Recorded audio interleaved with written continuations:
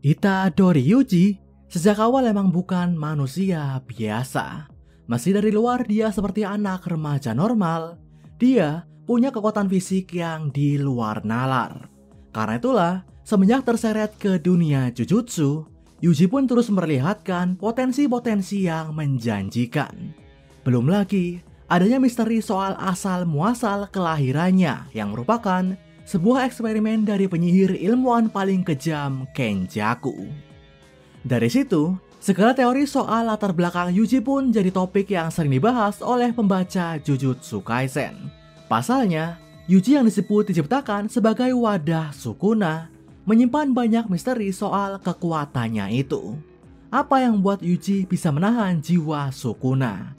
Dan kenapa kekuatan fisiknya begitu kuat meski bukan penyandang batasan surgawi? Dan di chapter terbaru inilah kita bakal tahu jawaban dari pertanyaan itu. Jadi setelah Yuji mendaratkan Black Flash ke Sukuna, kekuatan dari dalam diri Yuji pun ikut terbangkit. Dan dari sinilah kita bakal tahu apa hubungan Yuji dengan Sukuna serta rahasia kekuatannya. Jadi seperti apa jalan ceritanya? Langsung aja kita bahas chapter 257. Chapter dibuka dengan sebuah flashback obrolan antara Sukuna dan Uraume sebelum perang di Shinjuku terjadi. Di sana, Uraume bertanya siapakah Yuji itu. Pasalnya, saat melihat Yuji bertarung setelah berpisah dari Sukuna, Uraume bisa merasakan kekuatan yang kelewat hebat dalam diri Yuji. Padahal saat itu, tubuh Yuji hanya bagai cangkang kosong yang berisi bekas energi kutukan Sukuna. Dan disitulah, Sukuna pun menjelaskan kalau Yuji adalah anak dari Kenjaku. Dan sebagai seorang ilmuwan gila, Sukuna yakin kalau Kenjaku menciptakan Yuji karena suatu tujuan. Contohnya adalah buat menjadi wadah yang bisa mengurung Sukuna. Dan dari sinilah, Sukuna pun berasumsi kalau kemungkinan terbesarnya Yuji adalah keturunan saudara kembarnya. Jadi saat masih di dalam kandungan, Sukuna sempat makan saudara kembarnya. Sukuna mengaku kalau dari awal, dia telah menolak takdirnya sebagai anak kembar dan membenci saudaranya itu. Dan supaya nggak mati kelaparan, dia pun berakhir makan kembarannya. Kejadian inilah yang akhirnya membuat jiwa kembaran Sukuna memasuki siklus reinkarnasi. Dan fenomena inilah yang diincar oleh Kenjaku. Jadi setelah melakukan pencarian entah seberapa lamanya, Kenjaku dengan sengaja mengincar sosok yang punya jiwa reinkarnasi kembaran Sukuna. Dan sosok itu ternyata ada pada Itadori Jin. Karena itulah, dengan memakai tubuh wanita bernama Kaori, Kenjaku pun sanggup bercocok tanam dengan Jin. Dan hasilnya, keduanya berhasil menciptakan keturunan dalam diri Itadori Yuji. Nah, karena di dunia Jujutsu, anak kembar dianggap sebagai satu individu, Yuji juga bisa dibilang punya hubungan darah dengan Sukuna. Dan kemungkinan besar, faktor inilah yang membuat Yuji lebih kebal dari Sukuna dibanding siapapun. Nggak cukup di situ, sejak lahir Kenjaku juga langsung mendaftarkan Yuji sebagai pemain cooling game. Dan kemudian menyegel objek kutukan Sukuna dalam dirinya. Karena dengan cara itulah, dia bisa memperkuat tubuh Yuji sebagai seorang wadah. Itulah rahasia kekuatan Itadori Yuji menurut Sukuna. Nah, mendengar semua penjelasan ini, Uraume jadi bertanya-tanya apakah Yuji juga punya potensi kekuatan yang sama dengan Sukuna.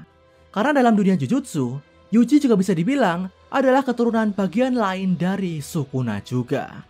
Dan jawaban dari pertanyaan ini akan kita lihat sebentar lagi. Jadi setelah mendaratkan Black Flash ke Sukuna, kekuatan Yuji seakan telah terbangkit. Tapi yang paling mengerikan adalah gimana Yuji seakan gak takut dengan serangan-serangan Sukuna. Begitu keduanya saling berhadapan, Sukuna langsung mengirim tebasan ke wajah Yuji. Tapi seakan gak peduli dengan luka yang diterimanya, Yuji tetap maju dan berhasil mendaratkan pukulan ke perut Sukuna. Disinilah Yuji kembali memicu Black Flash, bahkan gak cuma satu, tapi 2 kali secara beruntun. Artinya sebanyak 2 kali pula, output teknik kutukan Sukuna dibuat melemah, sementara kekuatan Yuji terus meningkat pesat. Bahkan di titik inilah, Yuji menunjukkan potensi yang udah lama ditunggu-tunggu dan sempat disinggung oleh Gojo dulu. Jadi saat Yuji menyentuh pilar di belakangnya, muncullah dua garis dengan gambar gunting yang seakan mau memotong. Dan benar aja, bagian tengah pilar itu pun terpotong dan Yuji langsung melemparnya ke Sukuna. Yap, di sini Yuji memakai teknik menebas dan motong milik sang Raja Kutukan. Melihat aksi Yuji ini, Sukuna udah menduga kalau dia akan bisa memakai teknik itu. Di sini jugalah narator memberikan penjelasan soal kondisi teknik yang telah dikuasai oleh Yuji. Jadi saat ini, Yuji punya dua teknik kutukan. Pertama, ada teknik manipulasi darah yang didapat setelah makan janin kutukan Dead Painting nomor 4 sampai nomor 9. Kedua, ada teknik kuil milik Sukuna. Teknik ini sebenarnya udah tertanam dalam otak Yuji setelah menjadi wadah Sukuna. Tapi baru saat dia mendaratkan Black Flash ke Sukuna, teknik ini jadi terbangkit. Dan mulai dari sinilah, adu tebasan antara Yuji dan Sukuna pun terjadi. Awalnya, Yuji menyerang dengan mencoba menebas kaki Sukuna. Dan sembari mengunci pergerakan kaki itu, Yuji bersiap melepas tinjunya ke Sukuna. Dengan sigap, Sukuna pun mengirim tebasan massal ke wajah Yuji. Sukuna jelas berharap kalau serangan itu bakal membuat Yuji mundur. Tapi sekali lagi, tanpa rasa takut, seakan gak peduli dengan serangan Sukuna itu, Yuji tetap maju dan mengayunkan tinjunya dan kembali mendaratkan Black Flash. Sembari mundur, Sukuna menyadari kalau teknik menebas Yuji dan dirinya cukup berbeda. Selain perbedaan garis potong karena penggunanya berasal dari era yang berbeda, output tebasan Yuji juga lebih lemah karena baru menguasai teknik itu.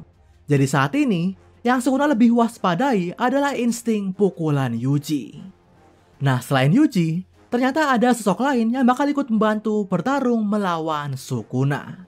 Bukan Maki dan Choso yang baru terkena Black Flash, tapi Ino yang sempat terkena tebasan Cliff Sukuna dan jatuh dari gedung.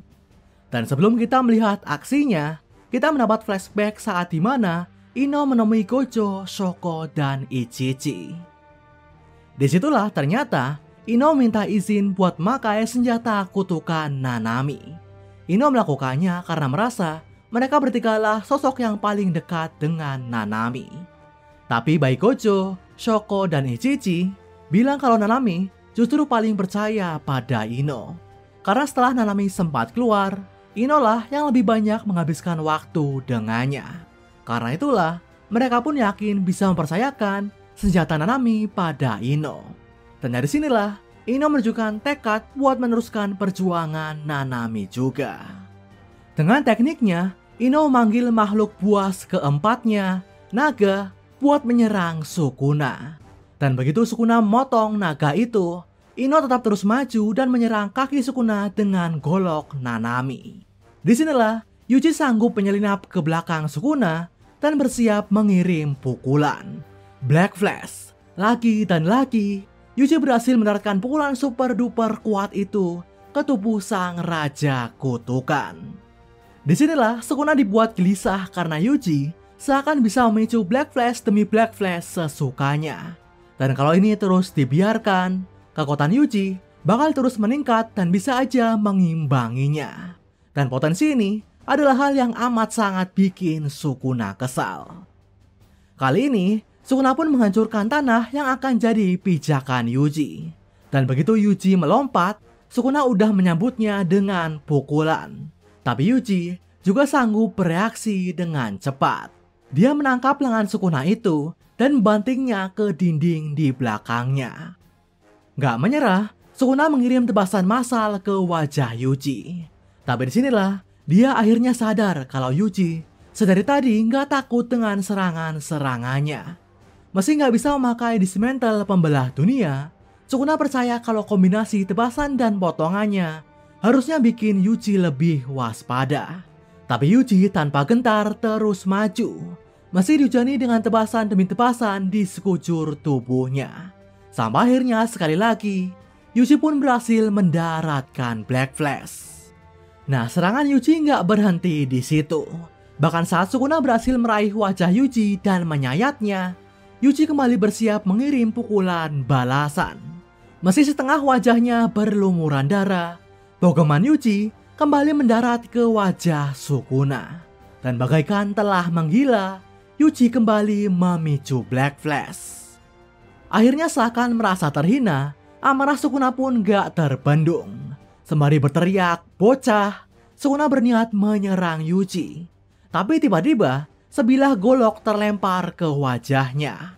Yap, Ino yang sebelumnya sempat terkapar, kini melakukan usaha terakhirnya dengan senjata Nanami. Sembari bilang kalau usahanya udah cukup lumayan, Ino pun menyerahkan sisanya pada Yuji.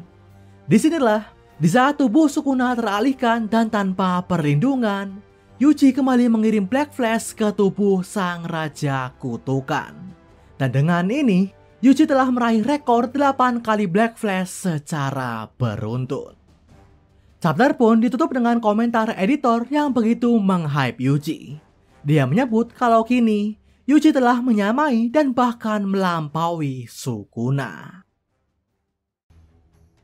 Itu dia chapter 257 Jujutsu Kaisen. Di chapter ini, kita benar-benar dimanjakan dengan aksi gila sang MC kita, Itadori Yuji. Kita nggak hanya dijelaskan soal rahasia kekuatannya, tapi juga diperlihatkan aksi luar biasa Yuji dalam menghujam Black Flash demi Black Flash. Tapi sebelum kita masuk lebih dalam ke potensi Yuji dan duel ini, kita bahas dulu topik krusial di chapter ini tentang Sukuna. Jadi di sini kita mendapat konfirmasi kalau Sukuna memang punya saudara kembar. Dan hal ini sebenarnya sempat jadi teori populer karena sesuai dengan salah satu legenda Ryomen Sukuna yang ada di Jepang.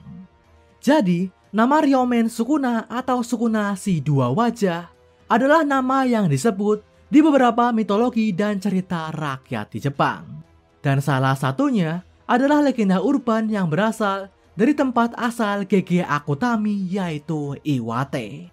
Jadi di sana ada legenda urban soal ditemukannya kotak kayu berisi mumi anak kembar siam dengan 2 wajah, 4 tangan, dan 2 kaki. Dan di kotak kayu itu tertulis nama Ryomen Sukuna. Nah, menurut legenda itu, mumi itu ternyata adalah hasil ritual sebuah sekte sesat di era Taisho. Sekte itu mengadakan ritual dengan mengurung anak-anak cacat di suatu ruangan tertutup sampai mereka mati kelaparan. Dan anak terakhir yang masih hidup bakal dijadikan mumi. Jadi si kembar siam yang ditemukan itulah pemenang dari ritualnya. Karena itulah dia diberi nama Ryomen Sukuna dan dihormati sebagai sumber kekuatan kutukan oleh sekte itu. Disebut juga kalau setiap kali mumi Ryomen Sukuna dipindahkan, bencana akan menimpa daerah tersebut. Nah, dari legenda urban inilah teori kalau Sukuna juga punya saudara kembar pun muncul. Pasalnya, selain legendanya berasal dari tempat asal sang mangaka, Sukuna di cerita Jujutsu Kaisen juga punya 2 wajah, 4 tangan, dan 2 kaki. Yang seolah menunjukkan kalau dia adalah kembar siam. Dan dari sini jugalah teori kalau Sukuna memakan saudara kembarnya buat mendapatkan kekuatan juga tercipta. Jadi perlu diingat, di dunia Jujutsu, anak kembar dianggap sebagai pembawa sial. Ini karena anak kembar dianggap sebagai satu individu oleh energi kutukan. Karena itulah mereka nggak akan bisa memaksimalkan potensi mereka. Kecuali kalau salah satunya dikorbankan seperti yang terjadi pada Mai. Dan kemungkinan besar ini juga terjadi pada Sukuna. Jadi alasan Sukuna bisa sekuat sekarang adalah karena dia makan saudara kembarnya sendiri. Masih di dunia medis, kecelakaan ini emang bisa terjadi. Di dunia Jujutsu, ini adalah fenomena yang bisa membangkitkan sebuah kekuatan. Apalagi, Sukuna juga pernah bilang ke Kashimo kalau dia adalah anak yang kelahirannya dikutuk dan gak diinginkan. Dan bagi seorang kembar siam yang makan kembarannya sendiri. Hal ini jelas berkolerasi. Intinya adalah segala keganjilan yang terjadi pada kelahiran Sukuna mungkin bikin dia jadi anak yang dikutuk dan gak diinginkan. Tapi hal itu jugalah yang membuatnya jadi penyihir yang amat kuat. Berikutnya soal reinkarnasi jiwa kembaran Sukuna. Konsep reinkarnasi sendiri sebenarnya nggak asing di dunia Jujutsu. Kita tahu kalau teknik-teknik dan atribut khusus seperti Six Eyes hingga wadah Master Tengen bisa turun-temurun dilahirkan. Jadi nggak heran juga kalau dunia Jujutsu memang mengakui konsep reinkarnasi. Layaknya roh kutukan yang juga bisa terlahir kembali setelah dimusnahkan. Nah, clue kalau Yuji juga punya hubungan dengan Sukuna harusnya udah bisa kita lihat jauh sebelumnya. Selain desain Heian Sukuna yang menyerupai Yuji, fakta kalau Yuji juga bisa menahan jiwa Sukuna juga bisa jadi clue pendukungnya. Tapi yang mungkin paling mengejutkan adalah kembaran Sukuna ternyata bukan Yuji, melainkan ayahnya. Dan ini sebenarnya emang lebih masuk akal. Dengan adanya peran Kenjaku yang sengaja mengincar jiwa kembaran Sukuna, kelahiran Yuji jadi makin terasa direncanakan dan penuh usaha. Alih-alih Kenjaku yang secara ajaib memasukkan jiwa kembaran Sukuna ke Yuji, mencari dan menjadikan pemilik jiwa tersebut sebagai objek eksperimen jelas lebih masuk akal. Jadi intinya, koneksi antara Yuji dan Sukuna bukan terjadi karena kebetulan atau keajaiban, melainkan udah dirangkai sedemikian rupa oleh usaha keras sang mastermind Kenjaku. Nah, duel Yuji dan Sukuna sendiri mungkin bakal makin intens. Meski Yuji berhasil menggila dan unggul saat ini, kita nggak boleh melupakan potensi kalau Sukuna masih bisa memakai Fuga. Dan kalau itu emang bakal terjadi, perkembangan Yuji mungkin juga bakal ikut terpicu. Jadi semoga aja duel Yuji dan Sukuna bisa semakin gila lagi. Oke, segini aja pembahasan Jujutsu Kaisen dari Reko Manga kali ini. Nantikan pembahasan manga lainnya dari channel ini. Akhir kata, sampai jumpa.